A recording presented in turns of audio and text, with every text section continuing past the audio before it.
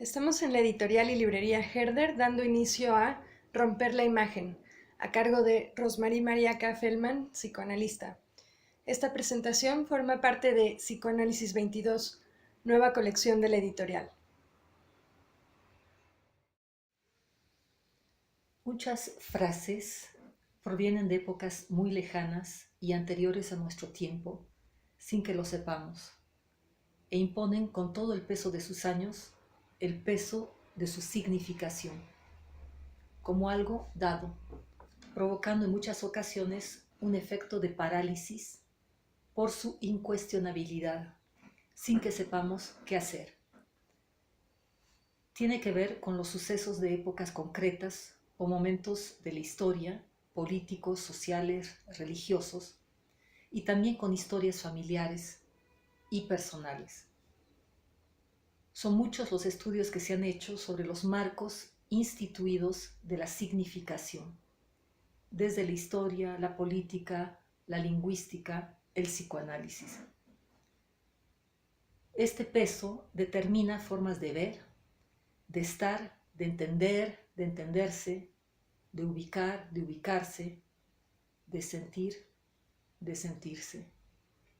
Es decir, determina visiones, perspectivas, destinos, historias personales, decisiones, responsabilidades, erotismos, complejos, sexualidades. Por ejemplo, decir los hombres no lloran, no hay que dejar nada en el plato, etc. En general, todo lo que tenga que ver con las divisiones de lo que deben hacer los hombres y lo que deben hacer las mujeres, los tabúes, las creencias, y todo esto hecho con palabras. De manera que buscar una forma de salirse de la opresión que genera en muchas ocasiones estos saberes han sido parte de un intento humano eternamente repetido y sobre todo cuando se vuelven persecutorios. Desde la filosofía, Didier Eribon, filósofo contemporáneo, dice: la fuerza y el interés de una teoría reside precisamente en el hecho que no se satisface jamás de registrar los propósitos que los actores tienen de sus acciones. Es decir, no se trata solamente de un registro de acciones, sino que por el contrario tiene como objetivo permitir a los individuos y a los grupos ver y pensar diferentemente lo que son y lo que hacen, y tal vez de esta manera cambiar lo que son y lo que hacen. Se trata de romper con las categorías incorporadas de la percepción y los marcos instituidos de la significación, y por lo tanto con la inercia social de las cuales estas categorías y marcos son los vectores, a fin de producir una nueva mirada sobre el mundo y por lo tanto abrir nuevas perspectivas. En este tono tenemos el trabajo del artista italiano Michelangelo Pistoletto en el plano de las imágenes. El artista italiano realizó un performance bastante singular en la Bienal de Venecia 2009, que forma parte de una reflexión que viene realizando desde hace varios años en relación a la imagen en el espejo. En esta ocasión colocó grandes espejos enmarcados de 2,50 de altura por 2 metros de ancho aproximadamente, en distintas paredes de una sala de exposición. En determinado momento empezó a romper esos espejos reiteradas veces.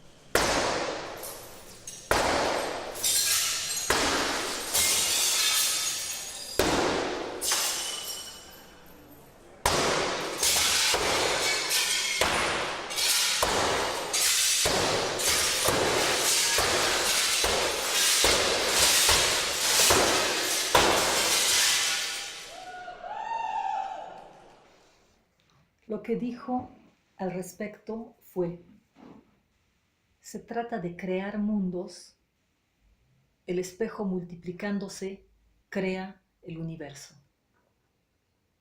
El espejo multiplicándose, dado que al romperlo caen en pedazos fragmentos, produciendo nuevas imágenes. A mayor fragmentos, más imágenes. El espejo reproduce la imagen especular de lo que tiene delante, es decir, si hay un cuerpo, reproduce el cuerpo, la sala de exhibición, las paredes, etc.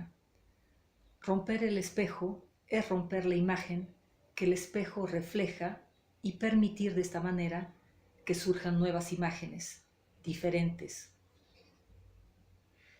Al romper una composición, surge otra.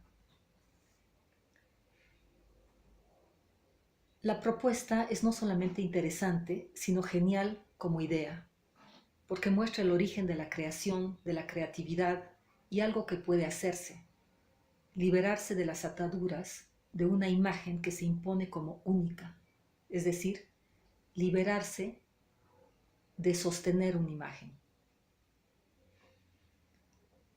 El arte de romper el espejo remite a crear nuevos mundos, dice Pistoletto, es decir, ver partes del mundo de distintas maneras e inusitadas.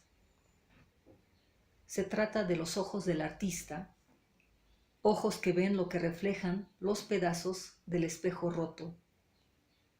El acto de romper el espejo hace que se amplíe, que se ensanche el campo perspectivo, pero sin la mirada del que ve, imposible percibir nada. Del espejo a los ojos, de los ojos al espejo que mira la imagen. Imposible pasar por alto esto. Referencia obligada. Del performance pueden realizarse varias lecturas. Una de ellas, la psicoanalítica, que da la posibilidad de centrarse en la persona que mira su imagen reflejada en el espejo. Romperla es una guerra ante una imagen impuesta que aparece como única. Si es así, ¿dónde se libra esta batalla? ¿En qué campo? Porque no se necesita un espejo para que la imagen esté allí. Esta se impone aún sin espejo. Es la imagen mental, por llamarlo así. Conocida es la distorsión que opera en la mirada, no en el espejo, en los casos de anorexia, donde aparece una imagen corporal distorsionada y bastante persecutoria. Romper el espejo invoca la posibilidad de mirarse de otra manera y de ser vistos de otra forma.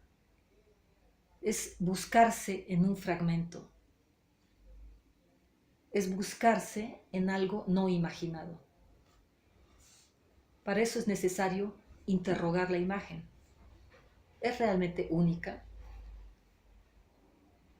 Lo que nos muestra Miguel Ángelo Pistoletto en su performance es que no es la única, pero para que aparezcan otras hace falta romper la unicidad del espejo. No es lo mismo poner varios espejos en una habitación en diversos ángulos que el acto de romper el espejo. En el primer caso aparece una sola imagen desde distintas perspectivas. En cambio, en el segundo caso aparecen nuevas imágenes, independientes entre sí. Sabemos, sin embargo, que aún rompiendo todos los espejos, la imagen mental permanece. Siguiendo con el performance, me pregunto, si se trata de la imagen mental, ¿se trata entonces de rompernos a nosotros mismos? ¿Pero qué de nosotros mismos? ¿Nuestra percepción? ¿Nuestra memoria? ¿Nuestra historia? ¿Nuestro lenguaje? ¿O se trata de hacer un movimiento? Movernos del lugar que suele también estar acompañado de un movimiento en el lenguaje. Al hacerlo, la percepción cambia, la manera de ver la historia también, así como la manera de recordarla, de nombrarla, dado que ya no está la imagen congelada que petrifica.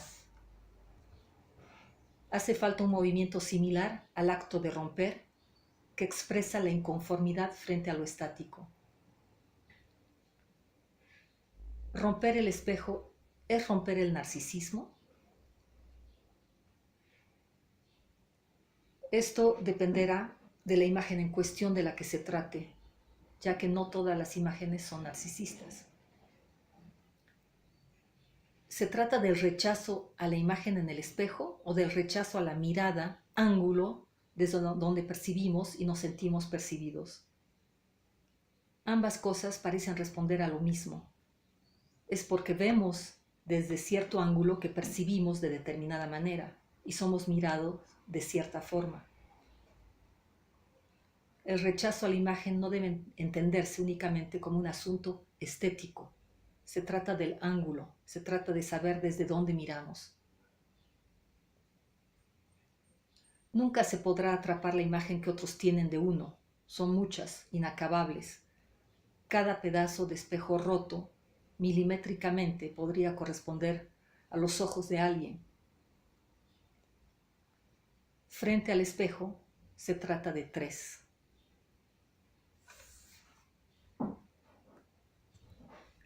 En cierto punto, a veces podría ser Narciso rompiendo su imagen y alejándose del agua donde perece en su reflejo, y de esta manera salvándose de morir ahogado en una imagen, en una.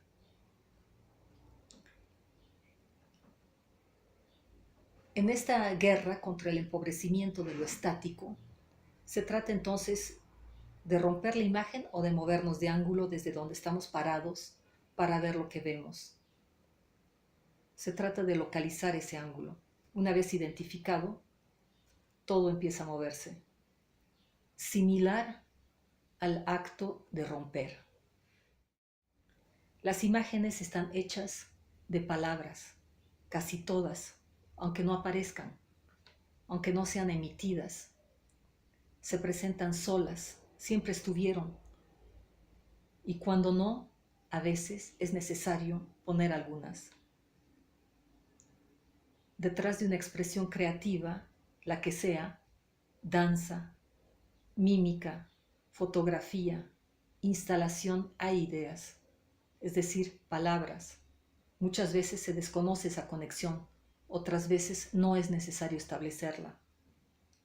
A veces también se trata de eliminar el exceso de palabras como un intento de liberarse de ellas, enmudecer, romper las palabras, no decir nada, emitir ruidos, gritos, aullidos. Se trata de una sombra, del claroscuro, apreciar el mate frente al brillo, lo fugaz frente a lo permanente. Magia de la levedad de la luz, como dice Junichiro Tanizaki. Se trata de una historia, de significantes, se trata del inconsciente, del trazo que traza, el pasado y el intento de modelar. Son ganas de expresar mil formas, con la intención en muchas ocasiones demasiado consciente de denuncia e innovación, de liberación de algo que puede llamarse marginalización, en el sentido de imponer márgenes. En ese sentido, innovar sería una transgresión. Los espejos tienen márgenes. Hubo otra instalación años atrás, 1991, denominada Pozzi, pozos, que subvertía el concepto tradicional del espejo. Pistoletto puso espejos poligonales enmarcados sobre el suelo, de modo que reflejaban todo lo superior, desde el techo hasta los paseantes. Asomarse a estos espejos era como asomarse a un pozo lleno de agua, a lo profundo, que no es otra cosa que la superficie. Desde una lectura perceptiva y dialéctica con el espacio, al reflejarlo fragmentariamente, mostraba un rostro a veces angustiado, manifiesto en la superficie. Es la manera como vemos lo profundo aparecer en el espejo, plano, en la superficie. Algo que el psicoanálisis conoce desde hace mucho tiempo.